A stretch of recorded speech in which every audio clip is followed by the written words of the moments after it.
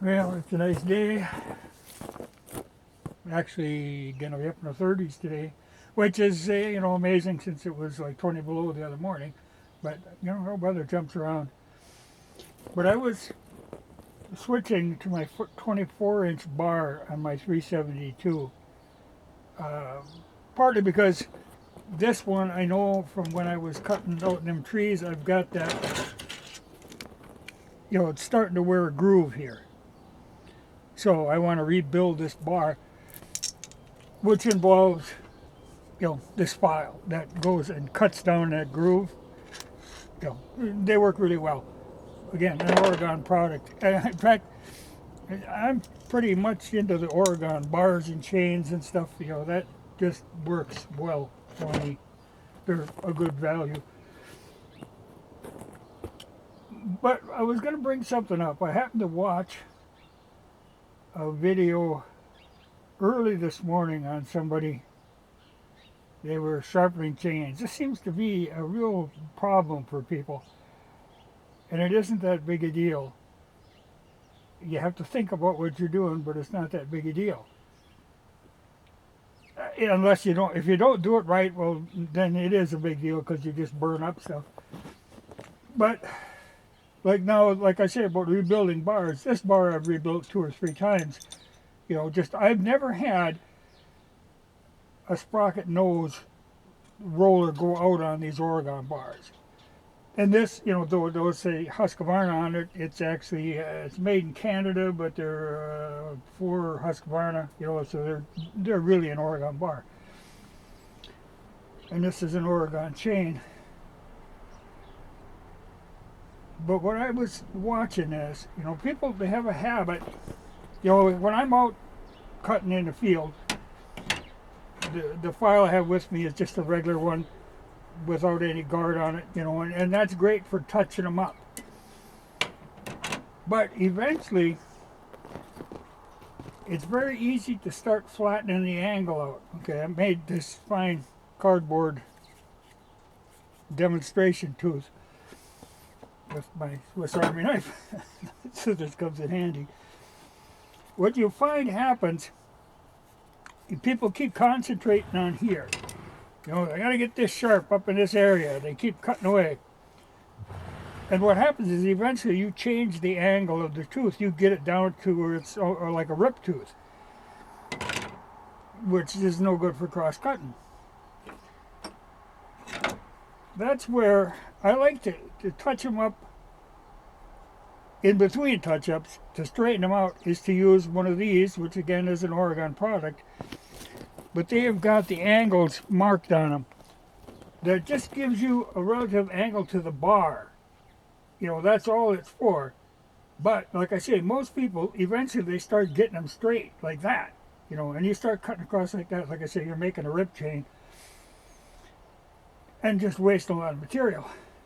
But this has got both the angle, it's got a 15 degree and a 30, and then there's a 35 and a 25. But all you got to do is know which line you need and line up so that line is parallel to the bar or exactly lined up with it when you're filing.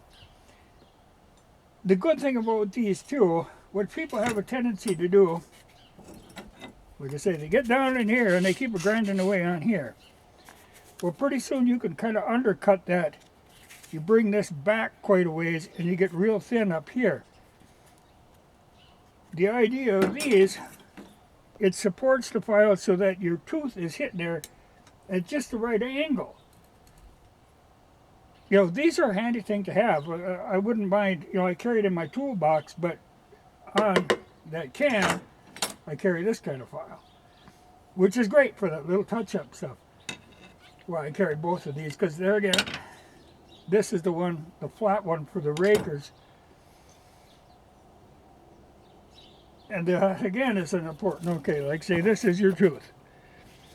Okay, I call them rakers. A lot of people call them rakers. People get upset about this, but it's kind of like that Clip magazine sort of deal. It doesn't really matter, you know what you're talking about. When you use these, all they're doing is setting the depth that this cuts at, because this has got to be a little bit lower than this. And you get different ones, like this is a 25 and a 30. Most of the time in like this hard dead stuff will run a 25, but there's a lot of times I end up running 30 or a little more if I'm ripping in soft wood like basswood is. The chain doesn't want to cut unless it gets a good bite, so I'll cut them even a little further. But that's very important. If you don't get that, you'll never get nothing going on here. What it'll do, if it isn't cutting enough, it simply burns this. It doesn't. You got to have it. But there again, you can't have too much. You can't bite too much. So a gauge. You need a gauge. You need one of these, and you need one of these, and you need one of these. And for cleaning up the bars, you really need one of these.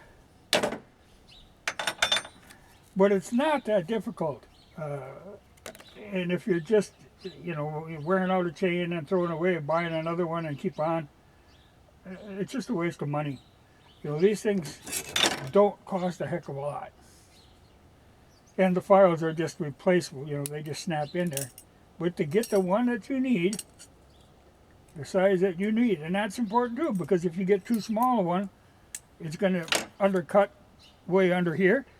Get too big a one, you'll end up with this corner will be kind of blunted. So you got to get the right one. But it always says it on here's a new chain. It'll say right on the box what you need, which size file. So get that corresponds with it and use it. It's not that big a deal, but if you keep them in good shape and don't let them, like when I see somebody cutting and there's smoke coming off the bar, that's you're just burning money. Get the right tools to set you up right. Don't go for the exotic crap. You don't need the exotic crap. You can get like this is like $20 worth of crap. That's all you need. And these, I really like these. And there again, it's an Oregon tool, and the file that they use, this little square thing, is replaceable. Because if you get that edge, that little lip built up on a bar, like what this one is, it'll actually, your chain is flopping around, but it's also catching in the cut, and that's what I could feel this one was starting to do. And if it gets bad enough, like here you can see it took a little piece off. You gotta be kind of careful because these get really sharp. But I'm well pleased with Oregon stuff. Like I said, I used to run home lights all the time, and you would tend to burn out these bearings and these sprocket noses, and they are actually replaceable. I've never had the need to replace one. I've never had one go bad. Of course, I don't cut with just the nose. That's just asking for trouble. But the main thing I was going to talk about was watch when you're filing. Don't let your angle stray too far. Like this is supposed to be 30, which it says right on the box. Don't get it over too far.